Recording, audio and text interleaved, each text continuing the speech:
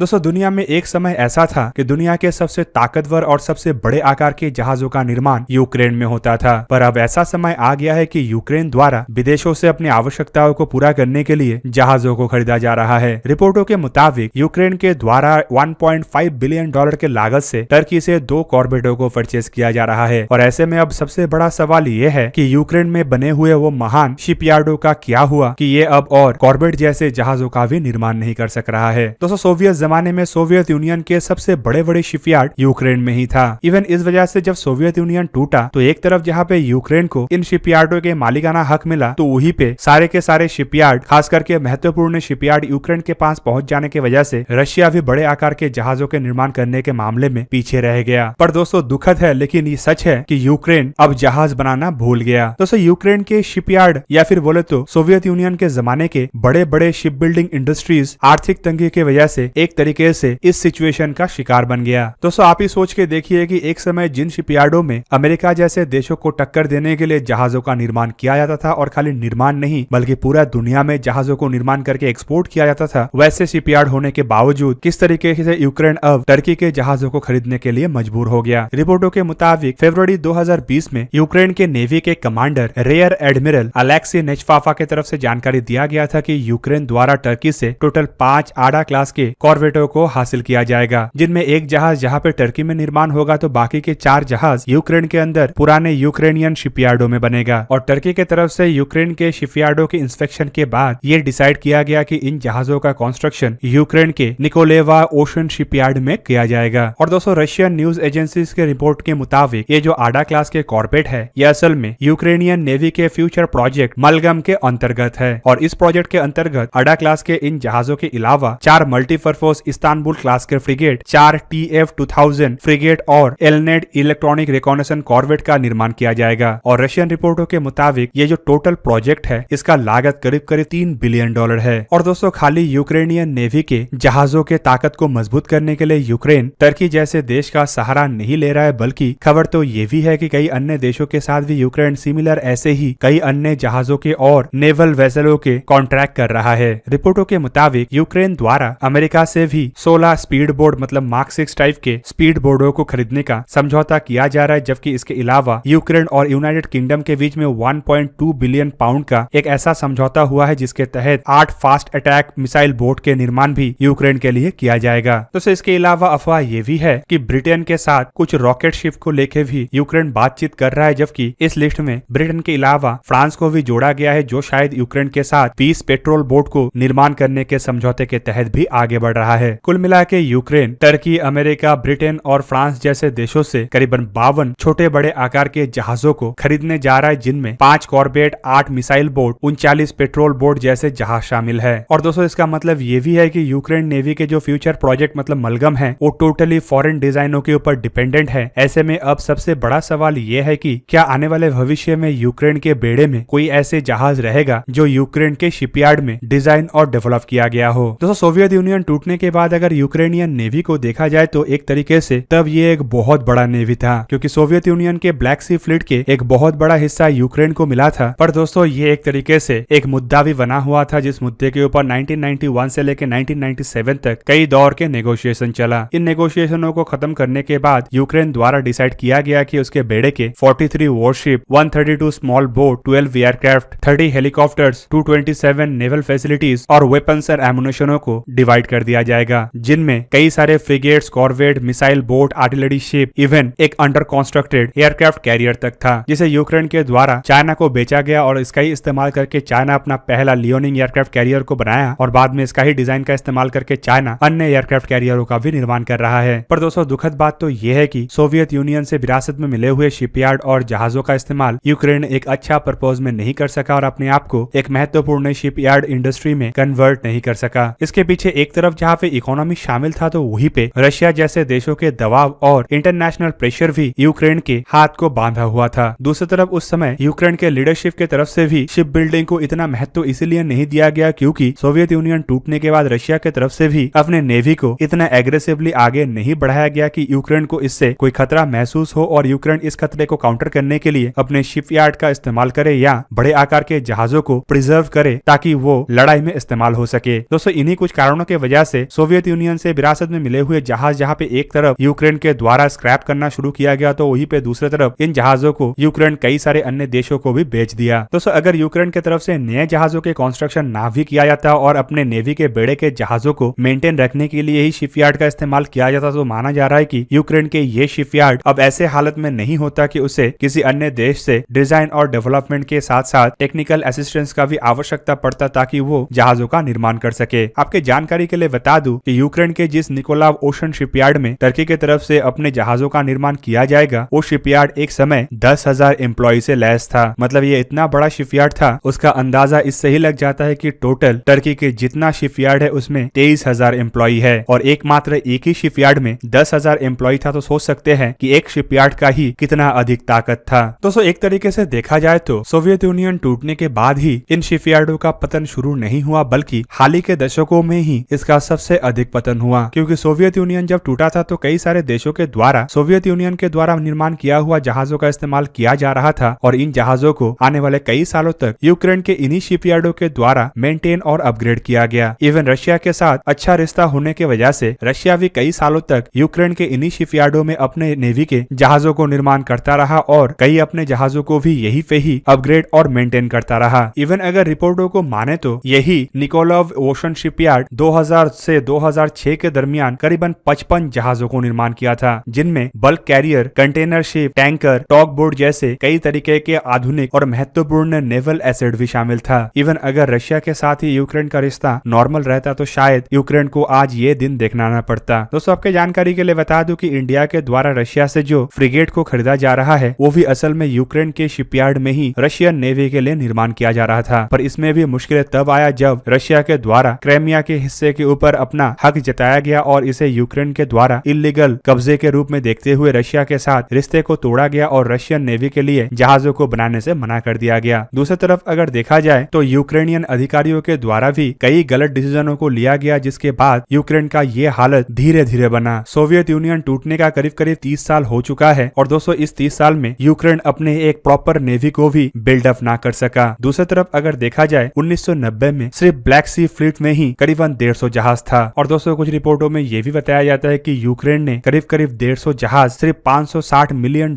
की लागत से ही बेच दिया, जबकि एक बड़े एयरक्राफ्ट कैरियर को सिर्फ $20 मिलियन की लागत से चाइना जैसे देश को बेच दिया, जो कि इसके सामने तीन का बराबर भी नहीं था। इसके अलावा यूक्रेनियन गवर्नमेंट के द्वारा पश्चिमी देशों के ऊपर एक तरीके से बहुत ज्यादा भरोसा जताया गया और नेटो जैसे ब्लॉक में शामिल होने की वजह से यूक्रेन के द्वारा एक समय ये भी सोचा जा रहा था कि यूक्रेनियन नेवी के ताकत को मजबूत रखने के लिए नेटो के ब्लॉक के देशों के द्वारा बड़े हद में मदद किया जाएगा और एक तरीके से यूक्रेन के नेवी को पुनर्गठन करने के लिए जिन जहाजों का आवश्यकता पड़ेगा वो नेटो के ब्लॉक के द्वारा पूरा किया जाएगा। पर दोस्तों ये तो कभी हुआ नहीं, ऊपर से यूक्रेन अपने खुद के ही क्षमता को इतना हद तक खो दिया है कि आज यूक्रेन के पास दूसरे देशों के ऊपर डिपेंड करने के अलावा और कोई चारा नहीं बचा। दोस्तों इससे आप लोग समझ सकते होंगे कि एक समय जो दुनिया को लीड कर रहा था वो आज किस दिशा में पहुंच गया है। और दोस्तों इससे आप लोग ये भी अंदाजा लगा सकते हैं कि अगर यूक्रेन इसे प्रॉपर्ली यूटिलाइज करता तो आज जो कुछ जहाजों को बनाने के लिए यूक्रेन को इधर उधर भटकना पड़ रहा है और कई बिलियन डॉलर के लागत को इस्तेमाल करना पड़ रहा है, वो ही यूक्रेन आज अपने जहाजों को खुद के बलबूते पे खाली निर्माण नहीं करता बल्कि जिन पैसे को खर्चा कर रहा है उन पैसे को अन्य देशों को जहाजों को एक्सपोर्ट करके भी अर्जन कर सकता था। इवन आप लोग इससे भी अंदाजा लगा सकते हैं कि यूक्रेन को मिला हुआ शिपयार्ड अगर आज रशिया के पास होता तो रशिया भी काफी हद तक अपने नेवी को और अधिक मजबूत कर सकता था। इवन रशिया के पास जो बड़े जहाजों को निर्माण करने का क्षमता नहीं है वो भी एक तरीके से ऐसे पूर्ति होता कि रशिया को आज बड़े आकार के डिस्ट्रॉयर या एयरक्राफ्ट कैरियर के अभाव से गुजरना ना पड़ता। तो दोस्तों ये था आज का वीडियो। अगर आपको वीडियो अच्छा लगा तो इसे लाइक कीजिए और मेरे चैनल को सब्सक्राइब कीजिए और साथ में बना हुआ बेल आइकन को भी प्रेस कर दीजिए ताकि आप मेरा वीडियो देख पाए सबसे पहले। जय हिंद।